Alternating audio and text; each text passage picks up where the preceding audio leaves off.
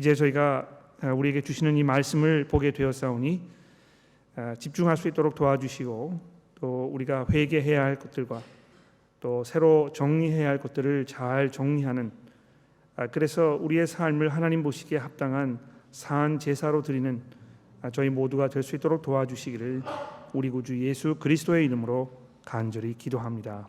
아멘. 기독교의 신앙이나 특히 성경의 말씀을 어떤 그 현인들의 지혜로운 말처럼 이렇게 생각을 하게 되는 그런 경향이 있는 것 같습니다. 그래서 이 공자님의 여러 가지 책들, 논어라든지 이런 책을 읽는 것처럼 성경도 이제 그렇게 읽게 되는 것이죠. 공자님께서 이 세상을 이렇게 살아가는 것이 좋겠다. 그래서 부모님 공경하고 나라에 충성하고 이런 모든 것들 이렇게 하는 것이 이 세상을 살아가는 데 있어서 가장 지혜로운 방법이라고 이야기하고 있는데, 성경의 말씀도 그런 면에서 마찬가지다. 이 성경을 읽어보니까 우리가 이 세상에서 어떻게 살아야 되겠다, 원수를 사랑한다든지 형제를 돌아본다든지 이 화를 내지 않는다든지 거짓말하지 않는다든지 이런 그 여러 가지 그 도덕적인 요구 사항들, 이런 것을 우리에게 이야기하고 있기 때문에 성경을 읽고 성경을 믿는다는 것은 그런 그 성경의 요구 사항들을 우리가 따라가게 되면 그런 게 이 신앙생활이 아닌가, 우리가 이렇게 생각을 하게 됩니다. 그래서 어떤 이 기독교의 신앙이라는 것을 예수 그리스도라는 분에 대한 내 개인적인 어떤 그 고백의 문제라고 생각하지 아니하고 그냥 어떤 그 도덕적인 삶의 문제라고 이렇게 이해를 하게 되는 것입니다.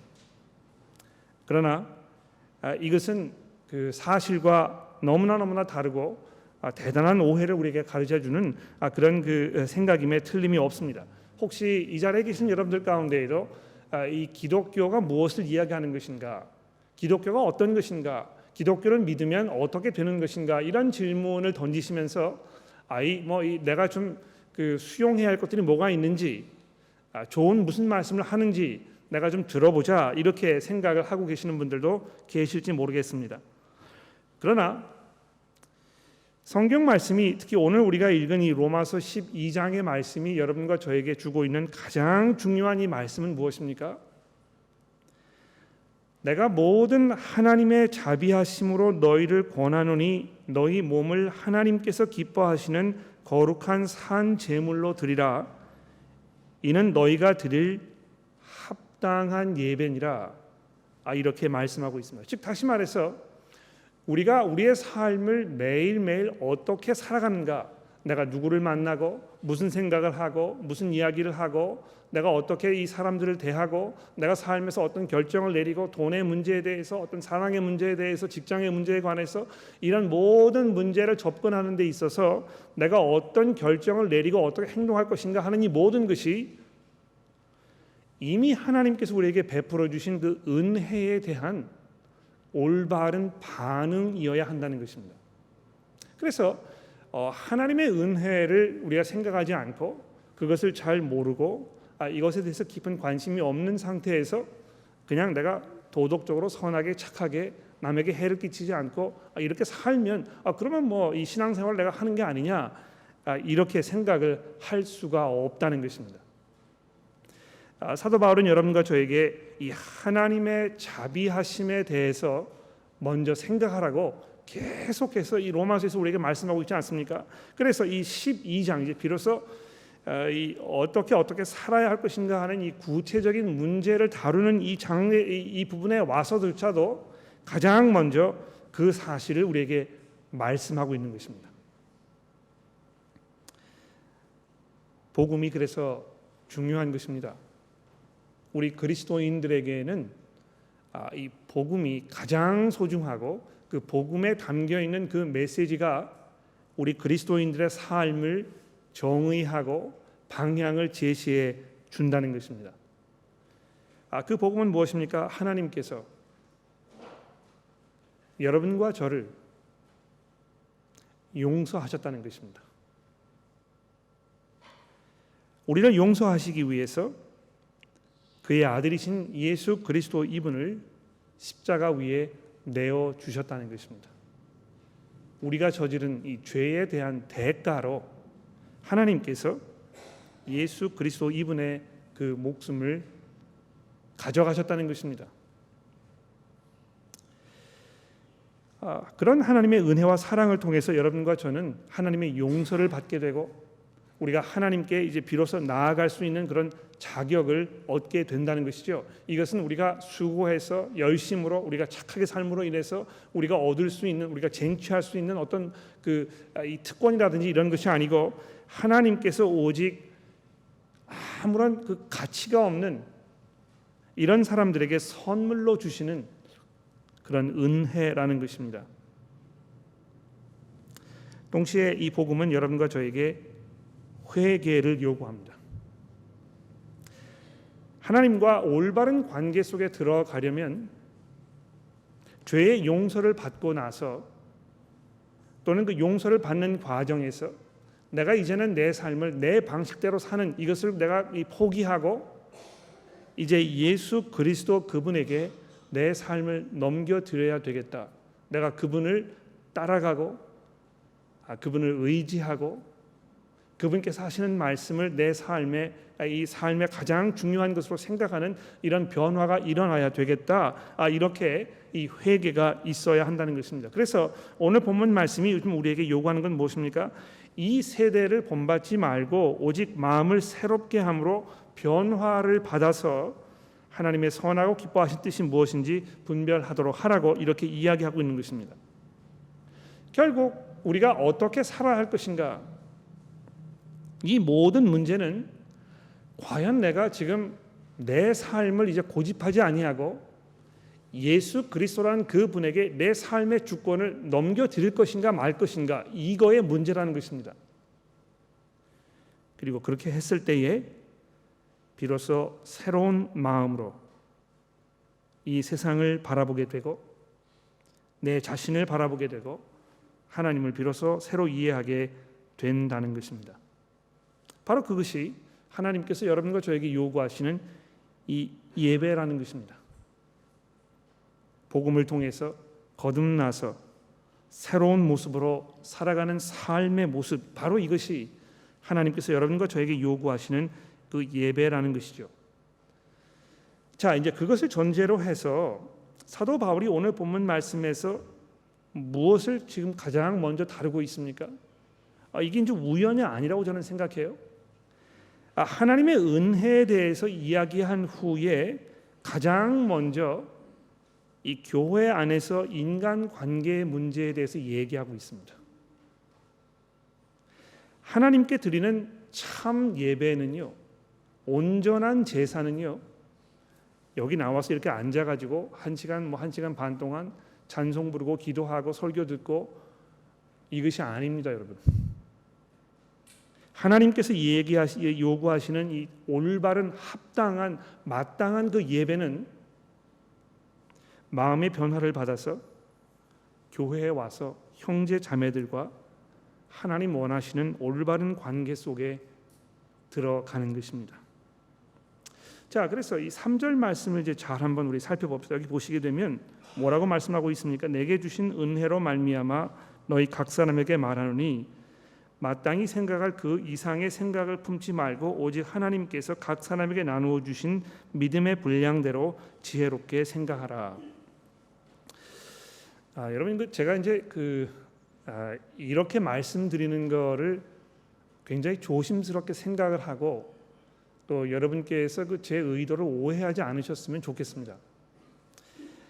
그런데 그 성경이 헬라어로 이제 신약 성경에 써져 있고 이것을 이제 번역을 해야 되지 않습니까? 그래서 영어 성경도 그렇고 한국 성경도 그렇고 이것은 그 하나님께서 우리에게 주신 말씀입니다만 사람이 이것을 번역한 것입니다.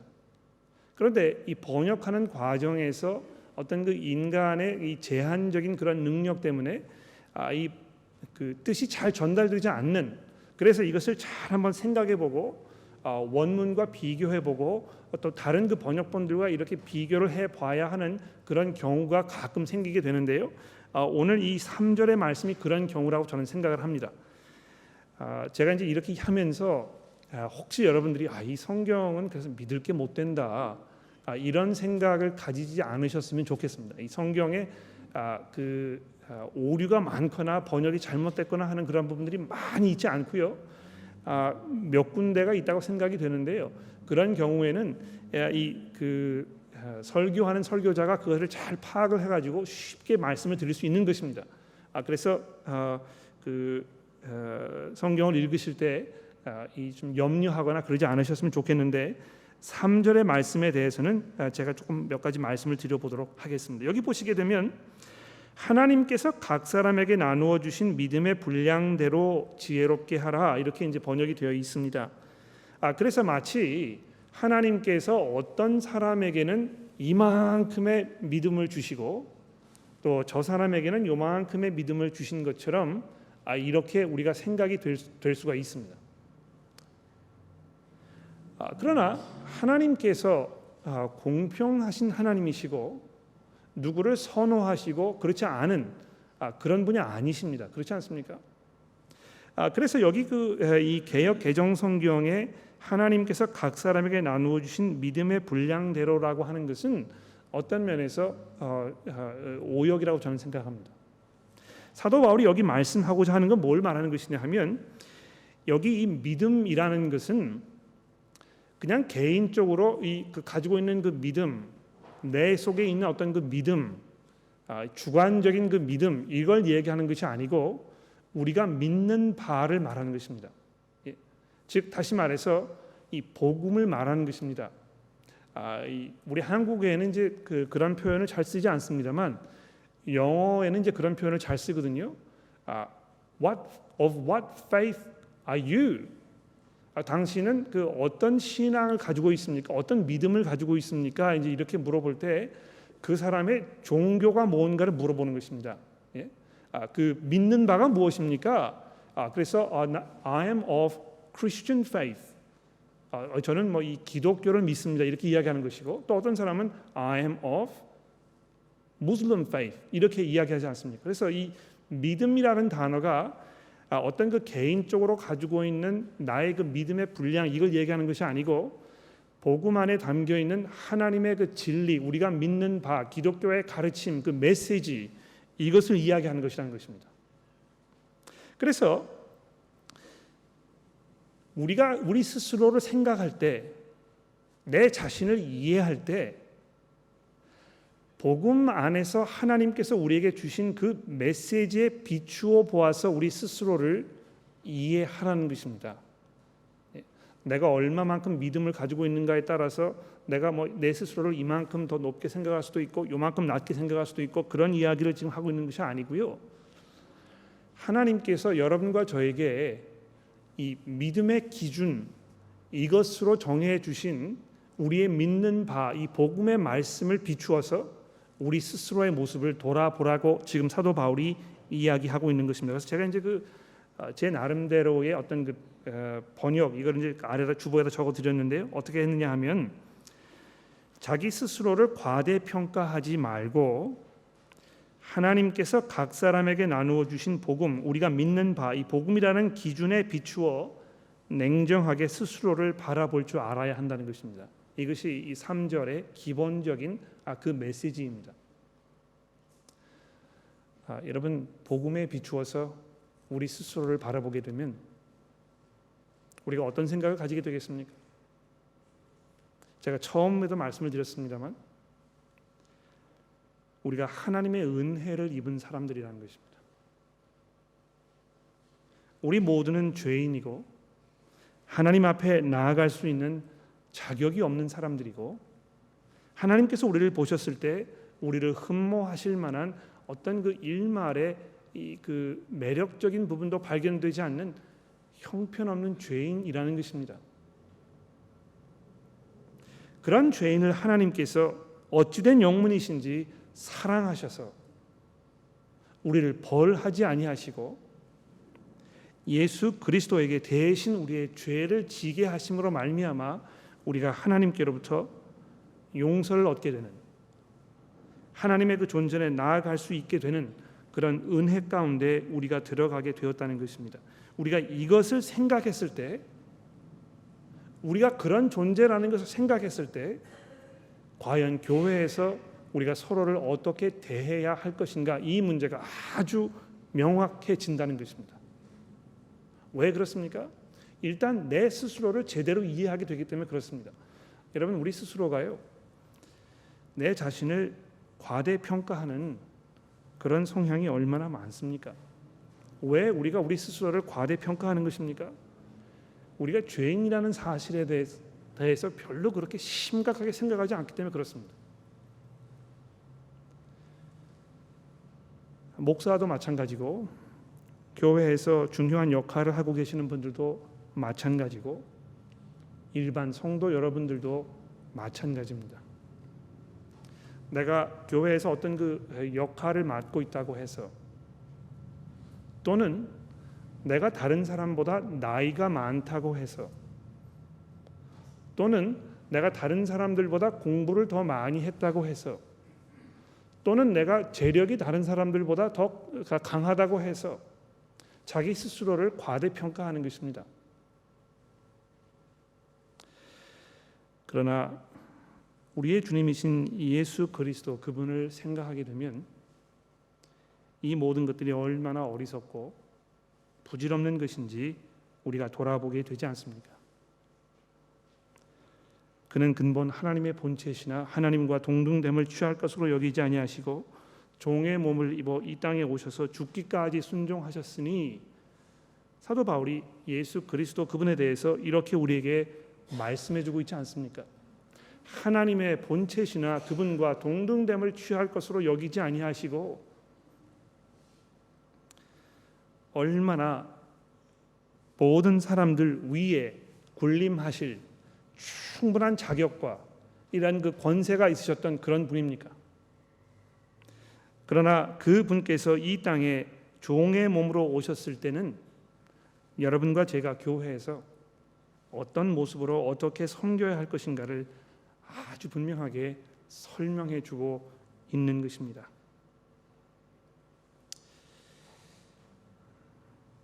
교회에서 특히 목사들, 저를 포함해서 이제 말씀드리는 것입니다. 거드럼을 피우거나 교회 성도들 위해 군림하려고 하거나, 또는 목사이기 때문에, 장로이기 때문에 대접을 받아야 한다고 생각하는 이런 그 모습들이 얼마나 교회 안에 팽배해 있는지 모릅니다. 그러나 이 3절에 있는 말씀을 잘 들어보십시오. 자기 스스로를 과대평가하지 말고, 여기 이 말씀에는요, 예수 그리스도 그분을 잘 생각해 보라는 것입니다. 우리가 알고 있는 이 복음, 그것을 기준으로 생각해 보았을 때 우리가 교회에서 어떻게 행해야 될 것인가가 아주 분명해진다는 것이죠. 자, 그래서 그것을 이야기하고 나서 이제 뭐라고 이야기하고 있습니까? 이 교회에서 은사를 사용하는 문제에 대해서 이제 이야기합니다. 근데 왜 사도 바울이 우선 먼저 그 자기 스스로를 과대평가하지 않는 이 문제를 이야기하고 있는지 우리가 금방 알 수 있습니다. 교회에서요, 좀 이렇게 그 역할 분담을 이제 우리가 해야 되는데요, 우리가 싫든 좋든지 간에 거기에 이렇게 서열을 매기는 경우가 있습니다. 그래서 이 교회 앞에 나와가지고 이 설교하는 사람은 서열 넘버 1, 그 다음에 이제 이 그 하시는 분, 이런 분은 맨 아래 이제 내려가가지고 어디 밑바닥에 이렇게 있는, 이런 자꾸 이 서열을 세워놓는 것입니다. 그래서 교회에 오셨을 때요, 성도 여러분들이 마음속에 이제 그런 생각을 갖게 되거든요. 나는 왜 저거 안 시켜주지? 내가 충분히 그런 자격이 되는 것 같은데, 내가 교회에 와가지고 맨날 이런 일만 내가 지금 하고 있고 말이지, 이 교회에서 나를 별로 중요하게 생각하지 않는 것 같아. 내가 다른 교회를 가야 되겠어. 그러나 그렇지 않습니다, 여러분. 모든 지체가 다 중요하다고 사도 바울이 이야기하고 있지 않습니까? 그런데 그렇게 이야기하고 있는 기본적인 그 전제가 무엇입니까? 이 복음이라는 것입니다. 우리가 복음을 들었을 때 복음이 우리에게 이야기하고 있는 것을 우리가 파악하게 되면 서로를 바라볼 때 내가 더 중요하고 다른 사람이 덜 중요하고 이렇게 생각하게 될 수가 없다는 것입니다.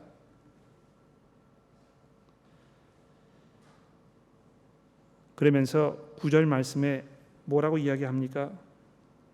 사랑에는 거짓이 없나니. 자, 이렇게 이야기하면서 교회 안에서 서로 관계하는 데 있어서 필요한 이 사랑의 문제에 대해서 이제 이야기하고 있습니다. 그런데 사도 바울이요, 교회에서 이제 은사의 문제를 이야기할 때 항상 이런 식으로 논리가 전개가 되고 있습니다.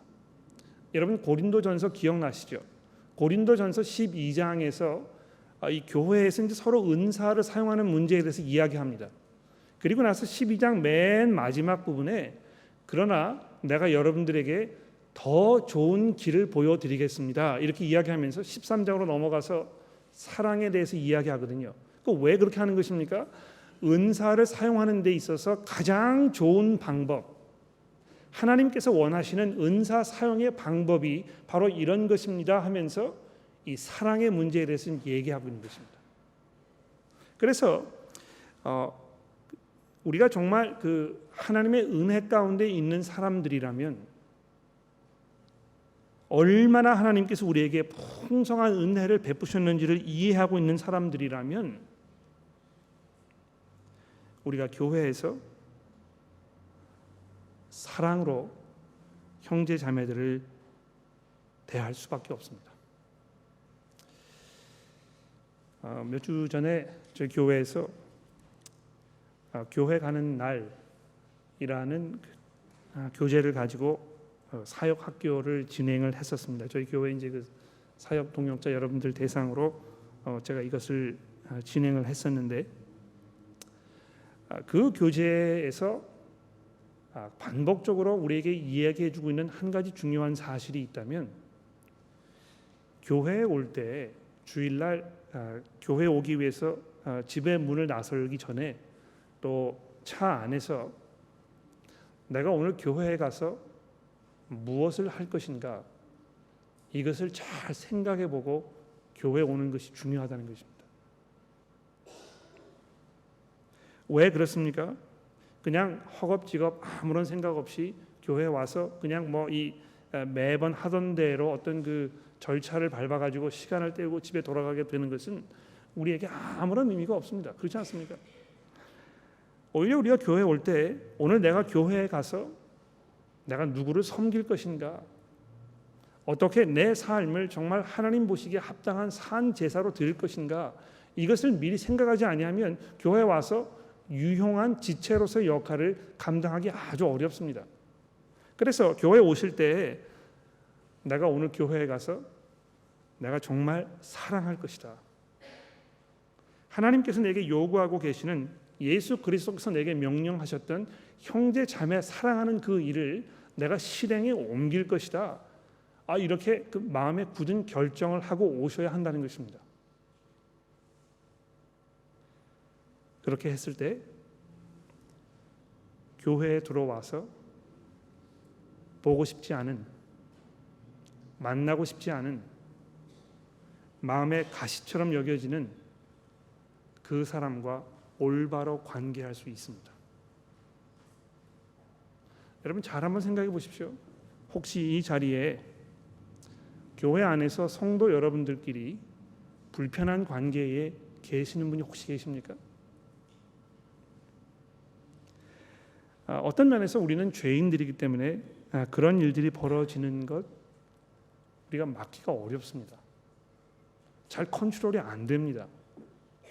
이 감정이 들어가게 되면은요, 감정 때문에 이성이 그 지배를 당하게 되고, 그래서 합리적으로 얘기하고 관계하는 일이 점점 어려워지는 것입니다.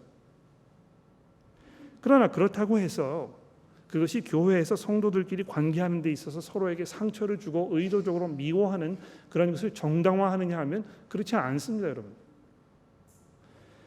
그렇기 때문에 우리가 교회에 오기 전에 하나님 앞에 머리를 숙이고 기도하면서, 하나님, 제가 오늘 교회에 가서 형제 자매를 잘 섬기게 하시고 제가 혹시 실수하지 않도록 저를 도와주시고 제가 교회에서 사람들에게 상처를 주지 않도록 저의 마음과 생각과 입을 지킬 수 있도록 하나님 저를 도와주십시오.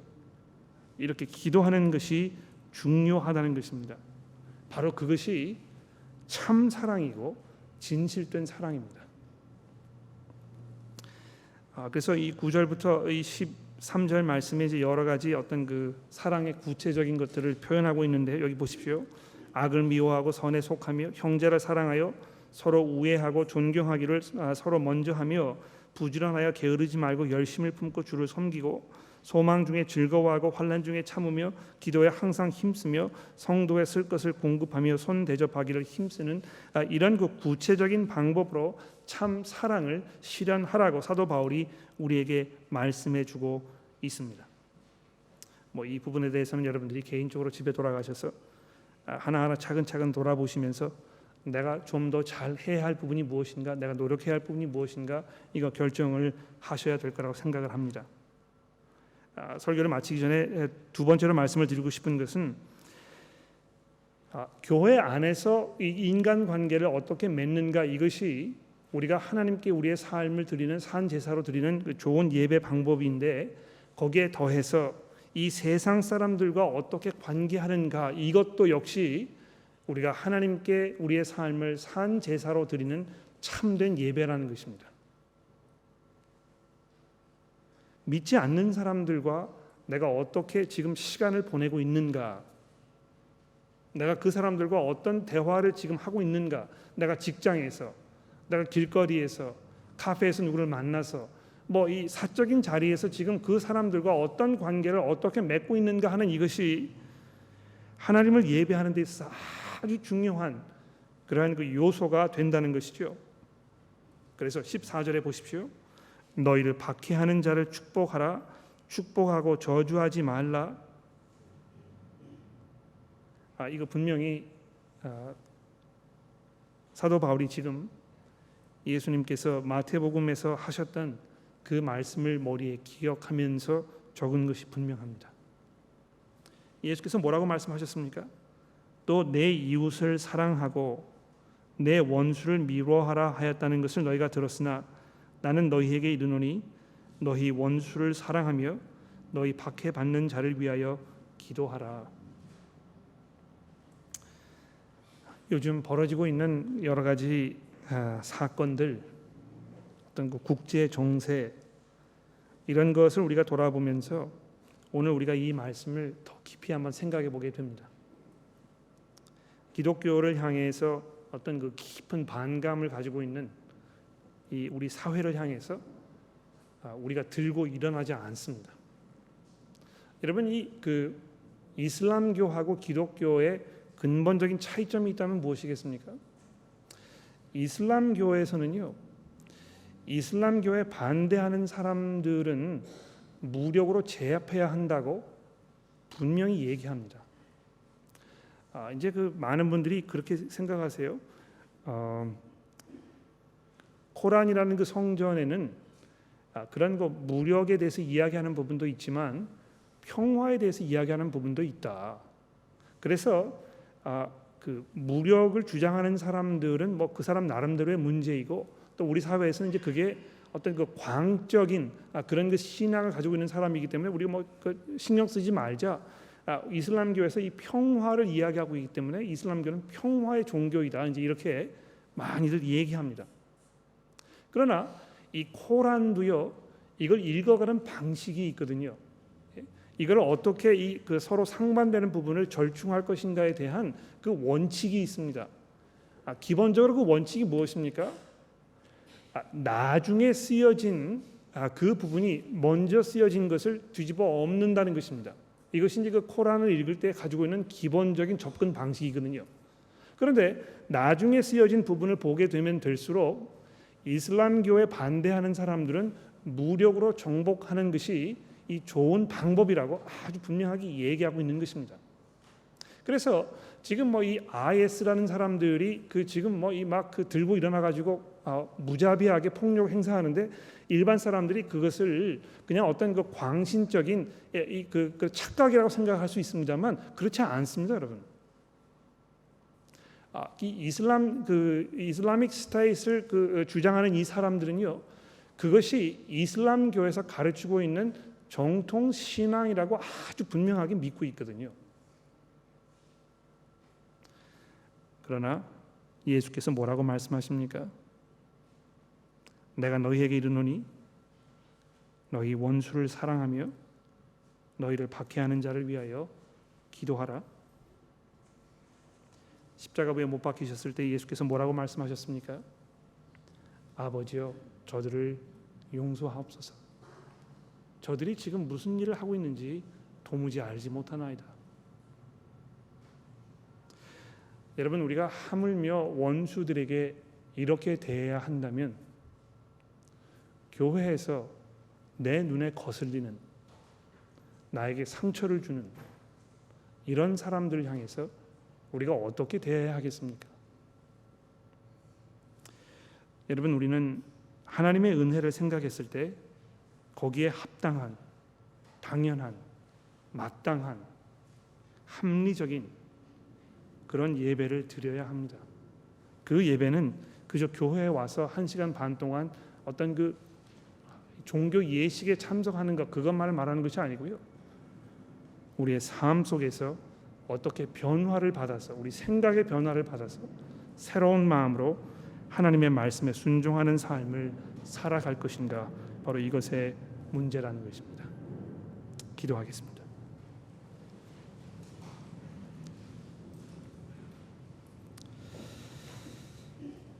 하나님 아버지, 하나님의 은혜를 우리가 생각했을 때 그 사랑이 너무나 귀하고 너무나 놀랍고 너무나 감사해서 저의 삶을 하나님 보시기에 합당한 산 제사로 드리기를 원합니다. 하나님, 저희들의 마음과 생각을 주장하여 주시고 또 저희들이 끊임없이 우리의 생각의 변화를 받아서 이 세상을 하나님의 마음으로, 하나님의 생각으로 바라볼 수 있도록 저희를 도와주시기를 우리 구주 예수 그리스도의 이름으로 간절히 기도합니다. 네, 지금 이제 12시 6분이 됐는데요. 시간이 뭐 이렇게 넉넉하지가 않기 때문에 2가지 질문만 받아보도록 그렇게 하겠습니다. 질문이 있으시면 질문해 주시기를 바랍니다. 네, 우리 서미경 교우님. 저는 이렇게 크리스천 패밀리에서 태어나서 자라서 이렇게 기독교인이 된 것을 정말 감사하게 생각합니다. 오늘 특히 더 감사하게 느꼈고요. 설교 말씀 중에서 이 IS에 대해서 말씀을 하셨는데요. 지금 지난 2주 동안에 너무 많은 소식을 들으면서, 뉴스를 들으면서 그렇다면은 그냥 이 그리스도인으로서는 그냥 하나님께 맡기고 기도만 하고 그냥 벌어지는 상황을 보고만 있어야 되는 것인지, 그럴 때 우리 마음가짐은 어떤 마음이어야 될지 한번 좀 말씀해 주셔요. 네, 좋은 질문 감사합니다. 사실 해결책이 없습니다. 그렇지 않습니까? 지금 그 시리아하고 이라크에 벌어지고 있는 어떤 그 정치적이고 군사적이고 외교적인 그런 그 상황들을 이렇게 살펴보면 이거를 뭐 그 매듭을 풀 수 있는 어떤 그 묘수가 있지 않습니다. 묘수가 있었으면 아마 그 문제가 예전에 해결이 됐을 것입니다. 요즘에 이제 뭐 지상군을 파견할 것인가 말 것인가 뭐 이런 문제 많이 이야기하는데요. 선뜻 나서지를 못하는 것이거든요. 어떻게 될지 모르기 때문에 너무 이것이 어렵게 복잡하게 꼬여 있기 때문에 제가 어떤 분이 이제 저에게 긴 장문의 글을 에세이 쓴 거를 보내주셔서 제가 그거를 쫙 읽어봤거든요. 근데 정말 복잡합니다. 그러니까 지금 상황이 이렇게 벌어진 것은 그냥 하루 이틀에 벌어진 것이 아니고요. 이게 이제 쌓여가지고 지금 이렇게 된 것이거든요. 그래서 어떤 거기 들어가서 문제를 해결해야 되겠다는 생각을 갖기 아주 어렵습니다. 그러니까 그런 상황에서 우리 그리스도인들이 어떻게 해야 되겠습니까? 주의 나라가 임하옵시며 하나님께서 그 속히 오시지 아니하시면 그 문제가 해결되지 않을 것입니다. 그래서 이건 뭐 좀 상투적인 말씀이 될 수 있을지 모르겠습니다만 우리가 할 수 있는 일은 무엇입니까? 하나님 앞에 기도하는 것입니다. 기도하는데 일단 그 어려움을 당하고 있는 그런 분들 빨리 그 어려움에서 벗어날 수 있도록 하나님의 그 은혜를 우리가 간구해야 되겠죠. 또 이 호주에 이제 뭐 12,000명 가량의 난민을 받아들인다고 하는데 그분들이 잘 올 수 있도록 또 오셔서 여기 잘 정착할 수 있도록 이런 거 우리가 위해서 기도해야 할 것입니다. 또 그런 그 끔찍한 일을 저지르는 분들을 위해서 우리가 기도해야 되지 않겠습니까? 이건 뭐 그냥 지나가는 일로 이야기하는 것이 아니고 정말 하나님께서 그들의 그 굳은 마음 이거를 녹여 주셔서 하나님의 그 은혜와 사랑이 무엇인지 깨달을 수 있도록 그들에게 기회가 주어지도록 우리가 기도해야 되지 않겠습니까? 또 이 정치자들을 위해서 기도해야 될 것입니다. 그들이 정말 이런 사태와 상황을 그들이 할 수 있는 한도 내에서 잘 매니지할 수 있도록 우리가 위해서 기도해야 되겠죠. 무엇보다도 우리와 함께 살고 있는 그 무슬림 그 분들을 우리가 따뜻하게 대해야 할 것입니다. 그들에게 하나님께서 우리에게 베풀어 주셨던 은혜와 사랑으로 우리가 그분들 다가가고 그분들이 그 어려움을 겪지 않도록 우리가 사랑하고 옆에서 힘이 되어 줘야 할 것입니다. 제 친구 목사님이 이제 어제 저한테 그저께 저한테 그런 이야기를 하셨는데요. 카페에 가서 이제 커피를 딱 받아가지고 의자를 가서 앉으려고 하는데 보니까 머리에 그 히잡을 쓴 여성이 혼자 이렇게 앉아 있었답니다. 근데 제 친구 목사님이 일부러 그 여성분이 앉아 있는 그 옆자리 테이블에 이렇게 가서 그냥 앉았답니다. 뭐 이야기를 한 것도 아니고 그냥 옆에 가서 앉아줬다는 것입니다. 그랬는데 한 10분 정도 지난 다음에 그 여성분이 제 목사님에게 그 친구 목사님에게 돌아서 가지고 제 옆에 앉아줘서 정말 감사하다고 그렇게 이야기하고 일어나서 갔다는 그러더군요. 거기 앉아 있으면서 이 여성분이 얼마나 불안하고 가시방석에 앉아 있는 것 같았으면 그렇게 이야기를 했었겠습니까? 그럼 별로 어려운 일이 아니거든요. 그래서 우리가 이제 그 그리스도의 사랑으로 이분들을 다가가고 그리고 이제 기회가 주어졌을 때 그분들에게 복음을 소개하는 그런 일들 우리가 할 수 있을 거라고 생각을 합니다. 또 질문이 있으십니까? 네, 그러시면 이제 찬송을 하도록.